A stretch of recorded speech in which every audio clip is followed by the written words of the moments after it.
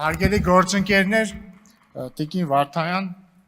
ինչ մեղք թաքցնեմ, չդիմացա եւ ես կարծում եմ, որ դուք ձեր ելույթով, որում կրկին առանց վիրավորելու միտումի բավականին պարզունակ մտքեր էին, բայց ինքը ելույթը էլի մեր կենտրոնական բանավեճի մասին է, էլի եւ այս գումարման ազգային ժողովում եւ նախորդ գումարման ազգային ժողովում։ Ես ուզում եմ ուղիղ պատասխանել ձեր տրված հարցերին, այն ինչ ասեմ, ֆունդամենտալ հարցին։ Ասում եք, չեք պատասխանում պարզ հարցի, թե որտեղից են գալիս մեր սպառնալիքները։ Հիմա ես ձեր հարցին կպատասխանեմ, հետո կփորձեմ մեկնաբանել ձեր հարցը ու ձեր հոգեկերտվածքը ու ձեր կուսակցության հոգեկերտվածքը, որը բերում է այդ հարցին։ Ձեր հարցի պատասխանն է հետևյալը։ Մեր սպառնալիքները գալիս են Ադրբեջանից, որովհետև Ադրբեջանի հետ մենք չունենք խաղաղություն, այլ շուտ ունենք խաղաղություն, բայց այդ խաղաղությունը դեռ անշրջելի չի եւ վերջնականապես ինստիտուցիոնալիզացված չի, այսինքն խաղաղության դեռևս անշրջելի չդառած խաղաղության բացակայությունը Ադրբեջանի հետ միանշանակ եւ աներկբայորեն սպառնալիք է Հայաստանի Հանրապետության անվտանգությանը։ Մենք ունենք սպառնալիք Թուրքիայի կողմից, որովհետև ունենալ անմիջական հարևան եւ հարևանի հետ ունենալ փակ սահման, առնվազն տնտեսական սպառնալիք է։ Չունենալ հաստատված դիվանագիտական հարաբերություններ, առնվազն դիվանագիտական սպառնալիք է։ Գտել կասեի, բայց դե լավ, չհեռանանք այդտեղ, ասենք, կան այլ սպառնալիքներ, օրինակ, բավարար չդիվերսիֆիկացված տնտեսական կապերը կամ անվտանգային կապերը, չգիտեմ, ինչ ասեմ, էներգետիկ ռեսուրսների, աղբյուրների եւ տրանզիտի ճանապարհների բավարար դեռևս չդիվերսիֆիկացված վիճակ եւ այսպես շարունակ։ Սրանք են սպառնալիքները։ Բայց ո՞րն է մեր եւ ձեր տարբերությունը։ Մենք տեսնում ենք սպառնալիք, մենք ուզում ենք վերացնել այդ սպառնալիքը, այսինքն չեզոքացնել սպառնալիքը։ Տեսնում ենք չկա անշրջելի խաղաղություն Ադրբեջանում։ Սկզբից նախ տեսանք, որ չկա խաղաղություն, հասանք այդ խաղաղությանը։ Հիմա տեսնում ենք, որ դեռ անշրջելի չի, ուզում ենք իրենց անենք, որ լինի անշրջելի։ Տեսնում ենք, որ դեռ 100%-ով ինստիտուցիոնալիզացված չի, ուզում ենք ինստիտուցիոնալիզացնել։ Թուրքիայի հետ տեսնում ենք փակ սահմանա, տեսնում ենք, որ դա սպառնալիք է մեր տնտեսվարողների համար եւ ընդհանրապես։ Բանակցում ենք, որպեսզի գանք որևէ լուծման ընթացքում էլ քայլ-քայլ առաջ ենք գնում եւ մնացած կետերով։ Հիմա մեր եւ ձեր տարբերությունը այդ է։ Մենք տեսնում ենք սպառնալիք, փորձում ենք լուծում գտնել։ Դուք տեսնում եք սպառնալիք եւ որոշում եք կթել այդ սպառնալիքը։ Հասկանում եք, դաշնակցության պատմությունը 1920 թվականից սկսած մի պատմություն է սպառնալիքները կթելու մասին։ Դուք ընդ որում այդ սպառնալիքների մի մասը նոր չի, որ գոյություն ունի։ 1918-ից 20 թվականներին էլ գոյություն ունեին։ Բայց դուք բան եք անում, դուք ապրում եք, դուք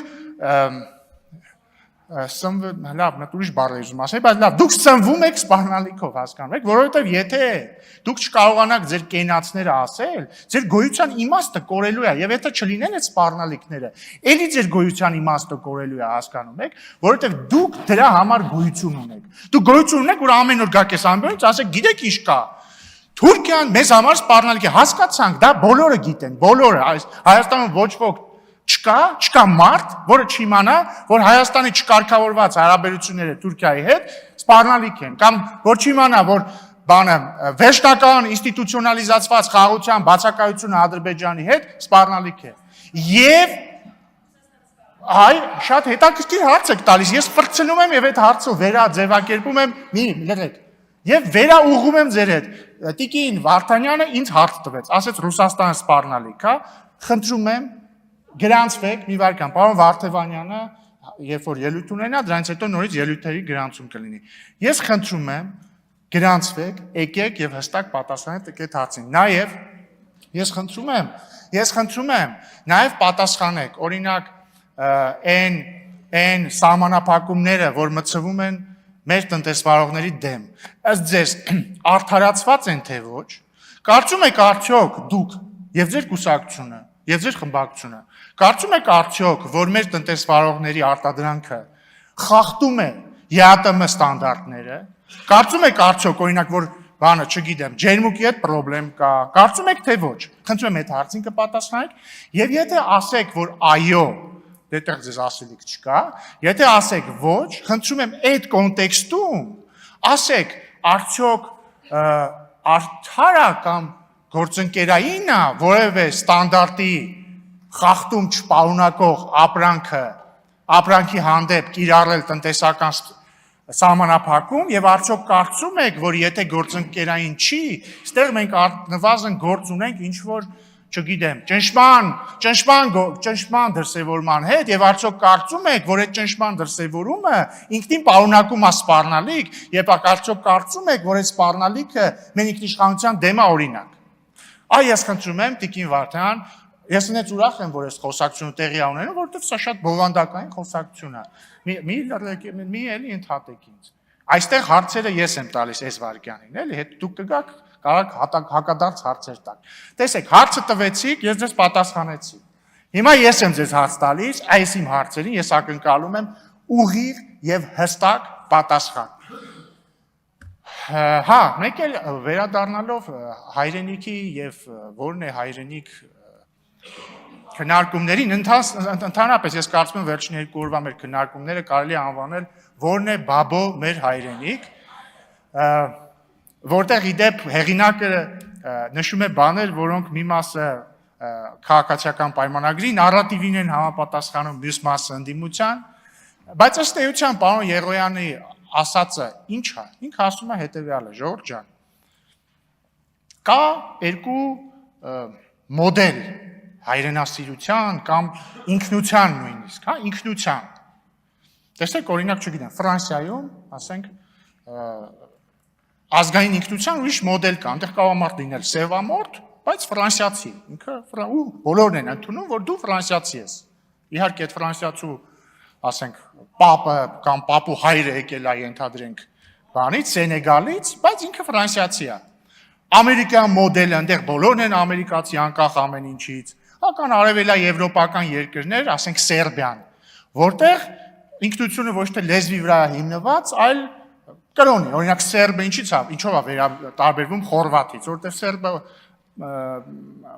ուղղափառ է, խորվաթը կաթոլիկ է։ Հիմա մեր դեպքում կա տեսականորեն կարող ենք մեր ինքնությունը մի քանի մոդելի վրա կառուցել։ Իհարկե ես չեմ ասում, որ մի մոդելի վրա կառուցեցինք, մյուսները կորում են։ Օրինակ ես չեմ ասում, որ եթե ասենք բանը հայաստանցին նա է, ով Հայաստանի քաղաքացի է, դա բավարար ինքնություն ամբողջովին չի ձևակերպի, որովհետև Հայաստանում ապրում են օրինակ ազգությամբ հայեր, որոնք Հայաստանի քաղաքացի չեն, բայց համաձայն եք բոլորս էլ կասենք, որ ինքը հայաստանցի է։ Հիմա եթե մենք ասում ենք մեր հայրենիքը, օրինակ Ադանան է,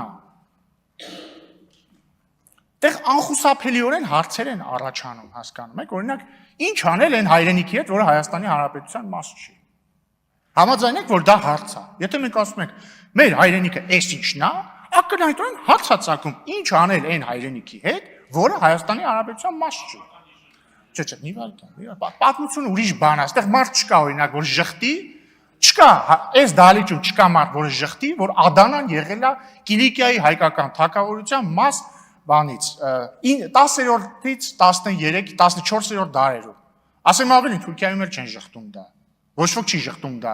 բայց մի հարց է, երբ որ դու պատմությունը դիտարկում ես որպես պատմություն, մեկ այլ բան է, երբ որ դու պատմությունը դիտարկում ես որպես օրինակ ներկա քաղաքական ներկա եւ գուցե ապագա։ Հիմա մենք պետք է հասկանանք, մենք պատմության հետ ո՞նց ենք հարաբերվում, պատմությանը վերաբերում ենք որպես պատմագրություն, թե պատմությանը վերաբերում ենք որպես ներկայիս քաղաքական կամ գուցեև աշխարհաքաղաքական, կամ գուցեև հարևանների հետ հարաբերվելու հիմք։ Պարոն Եղոյանը, որ բերում էր Տաշիրի եւ Վրաստանի օրինակը, ինքը ես դա էր ուզում ցույց տար, որտեղ հա փաստ է, չէ՞, որ Տաշիրում հիմա բնակչության մեծամասնությունը հայ է, 100 տարի առաջ էլ է եղել, 200 տարի առաջ էլ է եղել, ժամանակին Տաշիր ձորագետի հայկական թագավորություն է եղել եւ այլն։ Բայց մի վարքան, չէ, բայց փաստը նա է, որ օրինակ 19-րդ դարի դրությամբ, երբ որ անկախ Հայաստան արդեն մի 600 տարի չկար, որոշ հայաբնակ գավառներ, նախ մի մասը հայաբնակ գավառների Պարսկաստանի տիրապետության ներքո են, մի մասը Օսմանյան կայսրության, մի փոքր հատված էլ վրացական թագավորության։ Հիմա պարոն Եղոյանը ինչ է ասում։ Ասում է, եթե մենք այսօրվա Հայաստանի սահմաններին Չնայենք ներկայիս դեյուրե սահմաններով, այլ սկսենք հայրենիքը չափել ոչ թե գծված եւ փաստաթղթավորված սահմաններով, այլ պատմության խնդիրն է նա, որ պատմությունը հաճախ համընկնում է, այսինքն պատմական մի շրջանում մի տարածք եղել է մի երկրի տարածքում, հետո մյուս երկրի տարածքում, հետո մյուս երկրի տարածքում, հետո մյուս երկրի տարածքում։ Ու տենց ռիսկ կա, որ անվերջանալի պատերազմների եւ հակամարտությունների շրջան է գալու եւ անվերջանալի տարածքային պահանջների շրջան է գալու։ Հիմա վերադառնալով նորից Տիկին Վարդանյանի հարցին, արդյոք ես համարում եմ, որ հայրենիքի կոնկրետ ձևակերպման հարցում այն, ասենք 90%-ով պատմության